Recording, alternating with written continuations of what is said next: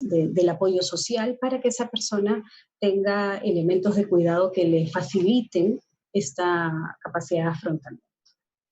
Pero también imaginemos que la persona nos esté dando cuenta de un malestar psicológico muy grande, de un malestar somático muy fuerte, de una visión nula de futuro o incluso ideaciones o pensamientos de muerte, por ejemplo.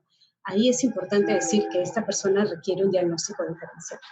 ¿Qué significa esto? Por ejemplo, que puede requerir que nosotros necesitemos contar con un especialista y que ese especialista nos ayude a poder diferenciar, por ejemplo, si hay un tratamiento adicional que esta persona requiere, algún tipo de medicación, algún tipo de tratamiento frente a algo que, por ejemplo, puede ser físico o puede ser psiquiátrico, y que por ende nosotros es importante que podamos ponderar y valorar para poder hacer, en el caso que se requiera, una diferenciación.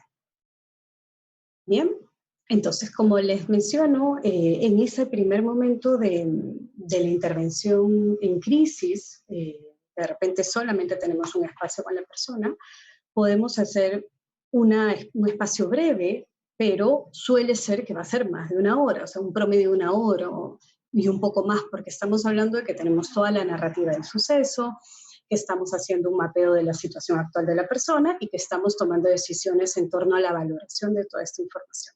Entonces, en menos de una hora es difícil que podamos establecer un contacto cercano con la vivencia de esta persona.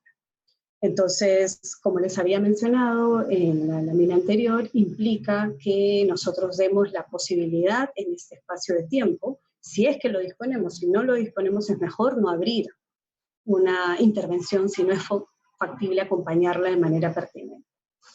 Entonces, no cortar el relato, no interrumpir como se los estaba mencionando con anterioridad, y que si se estanca la persona, si no puede seguir con el relato, ahí es donde nosotros acompañamos a que el hilo conductor del discurso siga, o eventualmente aquellos bloqueos que tengan las personas es una información valiosa para nosotros para saber qué elementos son los más críticos en la situación que nos está describiendo, ¿no? Como cuáles son las áreas en las que nosotros necesitamos tomar mayor observación, ¿sí?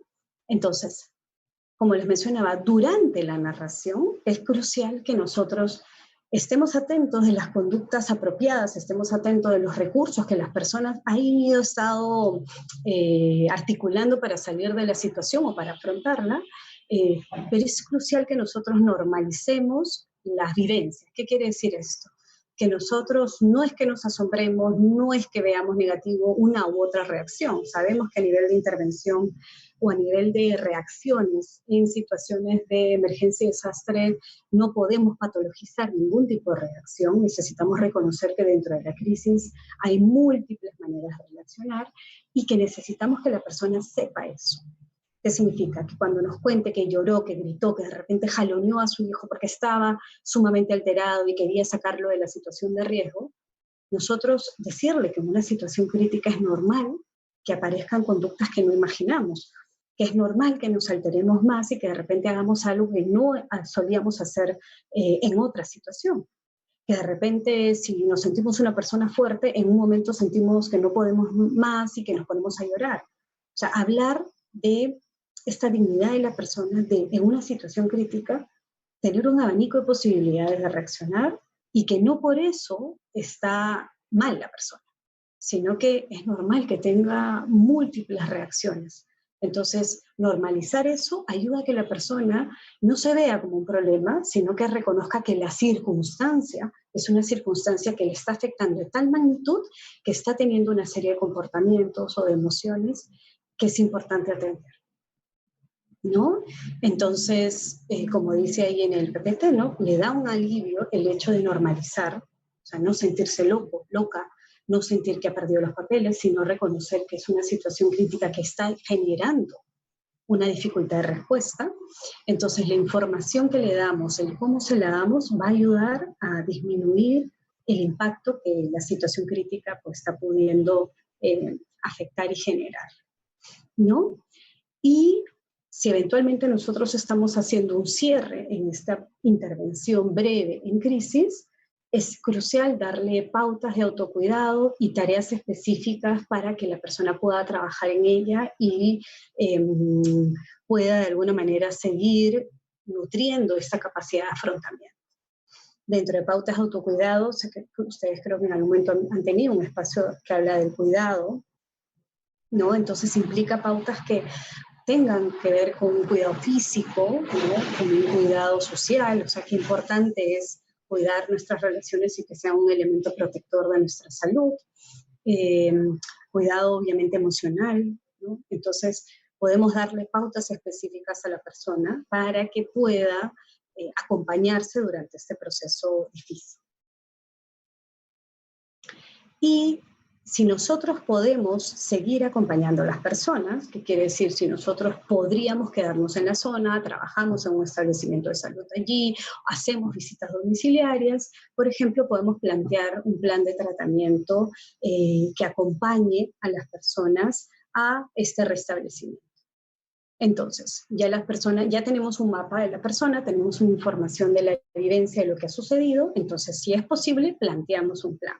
¿Qué implica esto?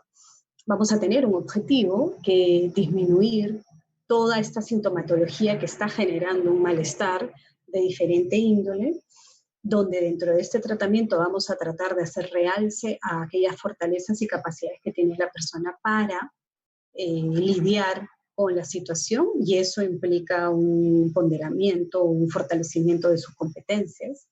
El hecho de que pueda simular la vivencia, aceptar lo vivido, por más de que fuera difícil, es un acompañamiento.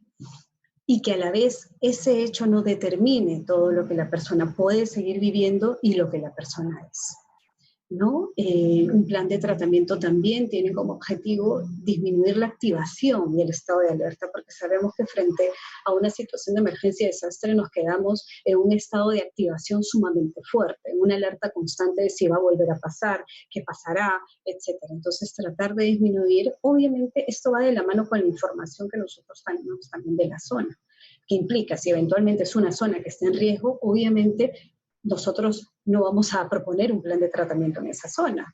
Vamos a articular con las otras instituciones que estén trabajando en gestión de riesgo, porque, por ejemplo, lo más probable es que se pida que las personas se evacúen. Entonces vamos a trabajar este proceso de traslado, de cómo las personas necesitan ponerse en seguridad. ¿Sí? Implica también ver a nivel de pensamientos, qué pensamientos de repente o ideas está significando la persona en torno a lo que pasó, si se culpa mucho por algo, si considera que fue su error, si considera que debió hacer esto y no lo otro, porque son pensamientos que lo que pueden hacer es bloquear, pueden estar agudizando en elementos negativos y obviamente eso no aporta ni ayuda a que la persona pueda solucionar o pueda estar mejor. Entonces, integrar la experiencia y aceptarla implica que a pesar del dolor y del sufrimiento, necesitamos reconocer que esa experiencia nos tocó vivir. Y que no es que nos tocó y no podemos hacer nada, sino que podemos decidir cómo llevarla. ¿Sí? Pero esto implica, cuando hablamos de un objetivo, cuando hablamos de un plan de tratamiento, implica una secuencia de diferentes sesiones, espacios con la persona. En una sola es difícil que podamos trabajar todo esto. Entonces, podemos ya en un plan trabajar diferentes técnicas, compartir con la persona que podemos desde ver técnicas de psicoeducación, hacer un trabajo corporal, trabajar técnicas de respiración, que hay muchas, trabajar técnicas de relajación, y ojo, no trabajarlas solamente nosotros hacia ellos, sino que la persona las apropie como técnicas que pueda llevarse a su vida cotidiana, que pueda llevarse a su casa. ¿Sí? Porque el plan de tratamiento no es que está en 1 hora o en 30 minutos que yo tengo con la persona una vez a la semana, no es, sino en que la persona integre en su vida diferentes técnicas y diferentes elementos, actividades, estrategias que le permiten estar bien y que las puede trabajar con nosotros, pero que las lleva a cabo en su vida cotidiana. Algo importante es que dentro de este plan de tratamiento trabajamos la reestructuración cognitiva. Nosotros sabemos que el modelo cognitivo o la propuesta cognitiva tiene una propuesta terapéutica específica, pero nosotros podemos ver estrategias específicas que nos ayuden a orientar las ideas. Por ejemplo, ¿no? Las personas poder reconocer un problema. ¿no? Dentro de la reestructuración cognitiva es importante ver qué estamos pensando. Entonces, ayudar a la persona a reconocer frente a esta situación qué está pensando y esa manera de pensar le ayuda, no le ayuda, le afecta, le hace sentir mejor. Y la persona nos ayuda y vamos juntos evaluando si esas ideas, por ejemplo, realmente le permiten salir adelante. Pero a la vez, de repente la persona se da cuenta que lo que piensa no le está ayudando, pero no sabe cómo cambiarlo. Entonces la idea es poder acompañarla a plantear a nivel por eso se llama su nombre, reestructuración cognitiva, cómo nosotros vemos qué significado se le da a la situación, que es un significado que le permite seguir adelante. El trabajo conductual también es importante. ¿Qué quiere decir esto? El trabajo conductual implica, junto con las medidas de psicoeducación o las estrategias de cuidado, autocuidado, implica que nosotros propongamos a la persona, y junto con la persona siempre, por ejemplo, no sé, una rutina diaria, ¿no? Que la persona se levante, se tome desayuno, así vemos los hábitos saludables también, pero que, por ejemplo, todos los días salga a caminar, que todos los días busque conversar con tal persona. O sea, ayudamos, como a veces recuperar la vida cotidiana parece un mundo y parece que no es posible, ayudamos a ver pequeñas tareas que en el día a día se tienen que cumplir, como les menciono, siempre con la persona. No vamos a imponérsela desde lo que nosotros creemos que puede ser, sino que ayudamos a que la persona genere una rutina que le permita salir adelante. Acordémonos que recuperar la vida cotidiana es crucial para disminuir el impacto a nivel de salud, porque eso nos permite reconocer que hay, a pesar de la situación, no es que tengamos el poder de nuestras vidas, pero tenemos una capacidad de regular lo que nos está pasando. Y obviamente, dependiendo de la situación que haya vivido la persona, vamos a trabajar el duelo. Cuando digo dependiendo de la situación, todo contexto de emergencia va a implicar un duelo, porque va a implicar una pérdida. Pero hay diferentes tipos de pérdidas.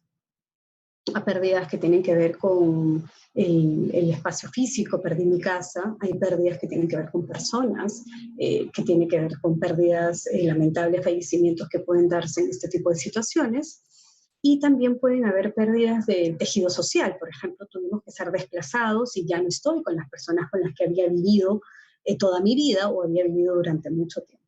Entonces el trabajo en duelo también va a ser importante dentro de un foco de tratamiento. Y obviamente trabajando todo esto va a ser importante. Imaginemos que nosotros nos planteamos 8 sesiones de trabajo. Trabajamos todos estos objetivos, trabajamos diferentes técnicas y hacemos una evaluación. Una evaluación final donde nosotros podemos reconocer si la persona requiere algunas otras ayudas adicionales o en qué estado se encuentra para nosotros saber si ya podemos dar por cerrado ese espacio con la persona. ¿Sí? Y así nosotros vemos eventualmente qué es importante ajustar. Ojo, la evaluación, si bien lo hemos puesto como evaluación final, nosotros como profesionales es importante que estemos atendiendo cada momento con la persona y que podamos estar ajustando lo que se tenga que ajustar. De repente yo pienso que es importante trabajar esto, pero nos damos cuenta en el camino que hay otros temas importantes. No significa que mi plan lo tiro, sino que mi plan tiene que ser flexible también a lo que emerja para poder ayudar de manera pertinente a las personas que hayan sido afectadas, ¿no? Y bien, bueno, eso sería el contenido, el compartir, y me gustaría